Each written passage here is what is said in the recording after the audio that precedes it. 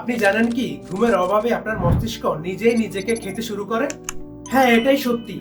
যখন আপনি নিয়মিত কম ঘুমান তখন আপনার মস্তিষ্কে থাকা কিছু কোষ, বিশেষ করে অ্যাস্ট্রোসাইটস, যা আপনার মস্তিষ্কের স্নায়ুগুলোর বর্জ্য পরিষ্কার করতে করতে সুস্থ স্নায়ুগুলোকেও ভেঙে ফেলতে শুরু করে। 2017 সালে ইঁদুরের উপর করা একটি গবেষণায় দেখা গিয়েছে ঘুমের অভাব ঘটানোর ফলে তাদের মস্তিষ্কে কোষ ধ্বংসকারী কার্যক্রম বেড়ে যায়, যা মানুষের ক্ষেত্রেও প্রয়োগযোগ্য।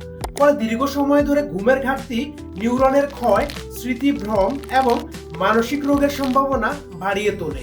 ব্রিটিশ নিউরোসায়েন্টিস্ট ও ঘুম বিশেষজ্ঞ ম্যাথিউ ওয়াকার তার বিখ্যাত বই ওয়াই উই স্লিপে বলেন, "Sleep is the single most effective thing we can do to reset our brain and body health each day."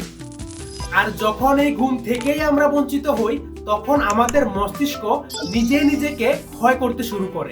এর ফলে স্মৃতিশক্তি কমে যাওয়া, মনোযোগের সমস্যা এবং মানসিক স্বাস্থ্যের ক্ষতি হতে পারে।